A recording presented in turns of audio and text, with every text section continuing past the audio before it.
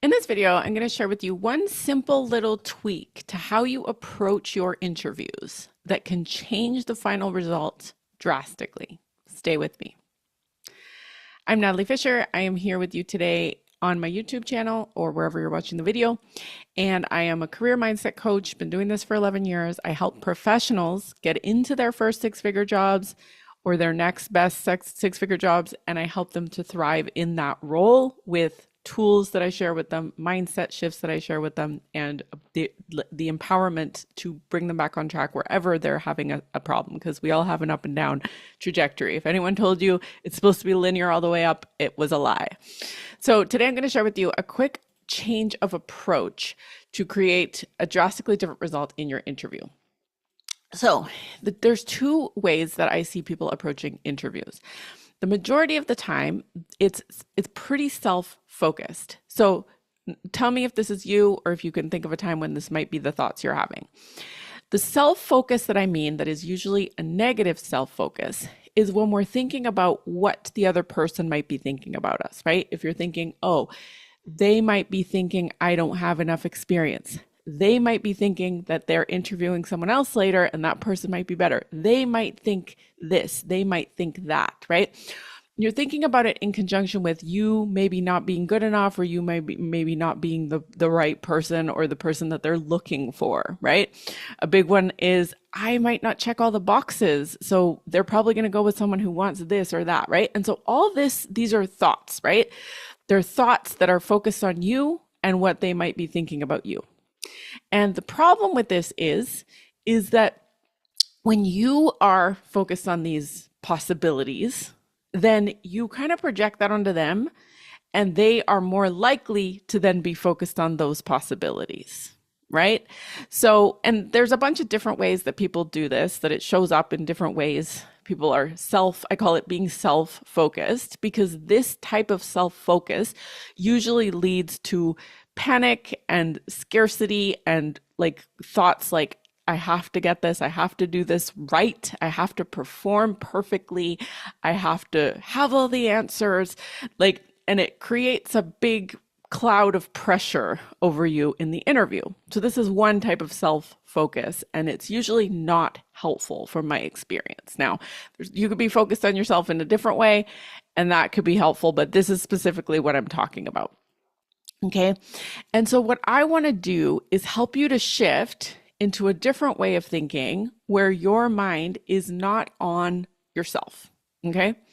Now, if you're thinking about yourself in a way that's like, I'm perfect for this, I'm super confident, I've got everything they need, I've got what it takes, I can help them, that kind of self-focus is helpful. Okay. But I'm talking about the self-focus that is negative. It doesn't make you feel good. Okay.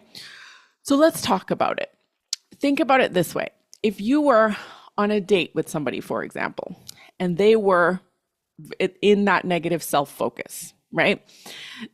And this has happened to me. I've been on a date with someone who was in that negative self-focus. And so what he was doing was he was actually saying things to me like, oh yeah, I, live with my parents. And he was telling me the things about him that he was afraid that I was going to find out and then judge him for, and then it wasn't going to work out anyway. So when you're in the negative self-focus, you're more likely to project and share things that are not super powerful about you, right?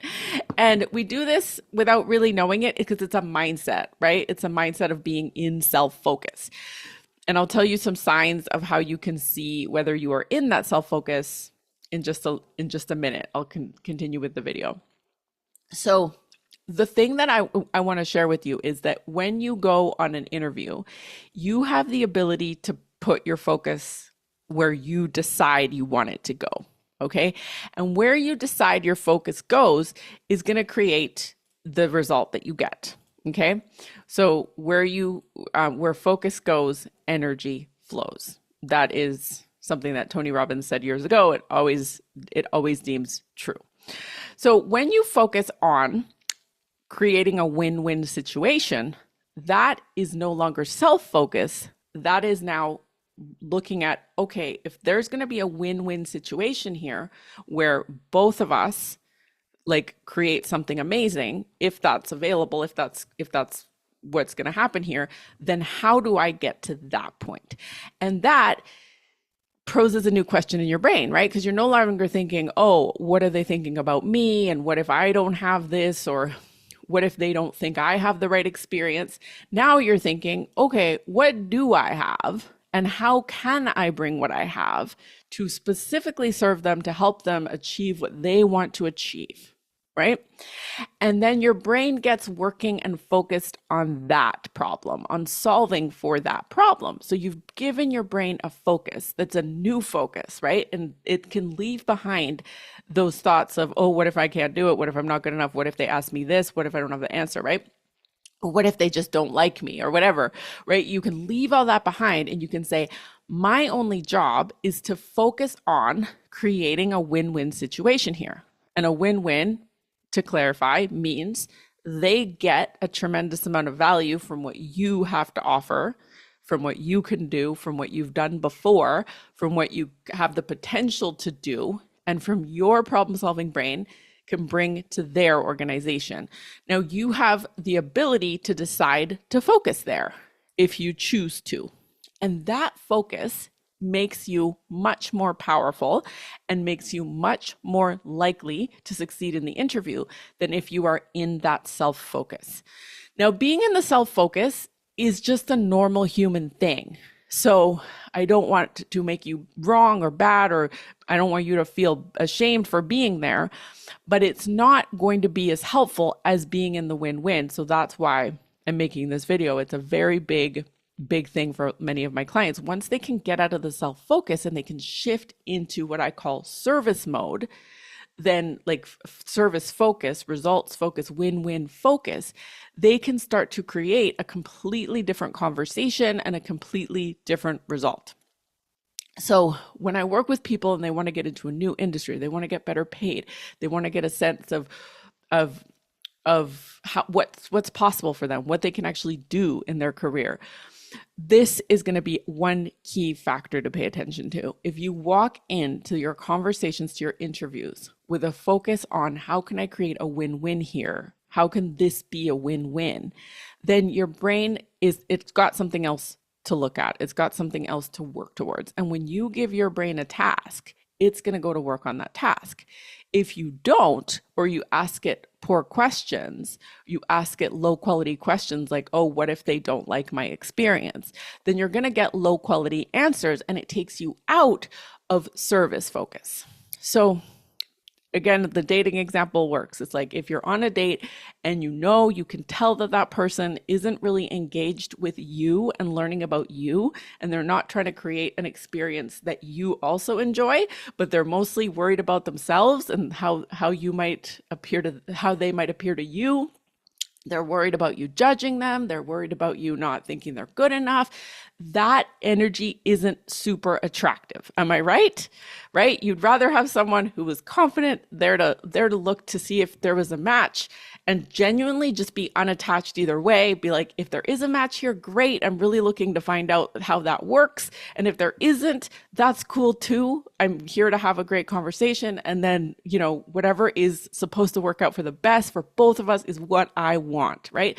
That's so much more of an attractive energy than someone who's in the whole, oh, I really hope that you like my answer. I really hope that I get it right. I really hope that you approve of me, right? That it's kind of, again, it repels people. It screams like, I don't really know if I can do it. I don't really know about myself. I'm not really confident in myself. So expecting someone else to be confident in you is a tall order. So here are a few ways that you can make sure that you are doing this. Okay. So 1, be present to your state. Are you feeling worried about your own situation, your own ability to answer questions, your own lack of experience? Are you bringing in baggage from past interviews, thinking that they might tell you you're overqualified, or they might tell you that you were great, but they went with someone else? Like, are you bringing in baggage and like expecting a negative result, maybe subtly? Every interview deserves a completely brand new clean slate. So be present to your current mental state as you go in. And what are you bringing to the table, and making sure that it is clean, congruent, fresh slate energy. Number 2, check in with yourself as far as where your focus is. Are you in win-win service-based energy, or are you in self-focused negative energy? Okay. And if you do have any of that, you can clean it up. You have to make sure that you clean it up before you go into the interviews. Number 3, are you just asking questions at the end, or are you asking questions throughout? So this is a sign. If you're asking questions throughout, and this is how I know, because when I interviewed, and I interviewed very successfully, whether I got the job or not, I loved interviewing. I just loved it. That is why I got into this profession of coaching on interviews and stuff, is because when I went into the interview, I could not help but ask questions. Like, I couldn't wait till the end. I physically couldn't wait till the end to ask questions, because I was so genuinely curious about what they were doing, right? I was so genuinely curious about what they needed, about what this person was looking for, about what they wanted to create, about what their vision was, about what they were dealing with. I was so purely, genuinely curious that I didn't ever wait till the end to ask questions. And so it kind of baffled me when I would go to career seminars to try to learn more and improve my skills, and they would say, oh, wait till the end. And I was like, but I can't. And also, like, that doesn't make sense, because what I was actually doing was I was creating a synergy where I would ask a question. So they would say something to me, they would ask me a question, I would answer it, and then I would say, oh yeah, and by the way, are you doing this, this, and this as well? Or have you incorporated this yet? Or like, I would just ask a question back, and then they would answer, and it would become a dynamic conversation, right? And so I couldn't help but do that. That's just what I did. And so I didn't understand this whole answer questions and wait politely till the end to ask, because when you do that, I couldn't do anything with that information that they gave me at the end. I was just like, okay, great. And then I would leave, and then I'd be like, but wait, I still wanted to ask them all these things. So that way just never worked for me. So step 3 for me is, are you asking questions just at the end, or are you in that genuinely curious win-win state where you are asking them questions throughout because you're genuinely wondering how it is that you can help them and how you can bring your specific skills to them. Number 4, when you're talking about your value and what you have to bring to the table, are you connecting it genuinely to what they're talking about? And if you don't know how to do that, or you're not doing it, it's because you haven't asked enough questions to get the information to then do that, right? So are you connecting your value directly to what it is they need and what they have on their desk in front of them right now? Are you doing that, right? And it's not just by telling stories, it's by sharing. Like, I have a formula inside my program, and you can get started on a 3-day training where we go through all of that. But it's not just by telling a story and just telling stories because they asked you, tell me about a time. It's like, you want to directly connect the story to exactly what it is they need, or how it could be relevant to them, right? And the faster you get at doing this, the better you get at thinking this way, the more skilled you will be at doing that, and the more you will land offers, like actual offers. It won't just be like, oh, you were great. So are you connecting that value up? And if you don't know if you are, that's a a common thing, is people are like, well, I don't know if I did a good job of that. It's like, there is a way to evaluate that, but you need to be gathering the information throughout the interview, not just asking a few polite questions at the end. So if you want to explore this and go deeper on this, I have a 3-day series, and you can sign up for that below. And I deep dive on how to be relevant, how to create relevant answers, how to convey your value. First of all, you learn how to convey your value, and then you got to do it in a way that's relevant and connects up specifically to their problem. And you can do that on my 3-day series. The link below to sign up is there. So if you like this video, give me a thumbs up. If you didn't like it, give me a thumbs down. Subscribe to the channel. I would love for you to leave me a comment. Preferably, it's a nice comment. And I appreciate it. I appreciate all the support, any likes and comments, and subscribers. I appreciate everyone here, everyone watching, everyone who takes the time to watch until the end, especially. And I can't wait to connect, and I'll see you in the training or in the next video. Bye-bye.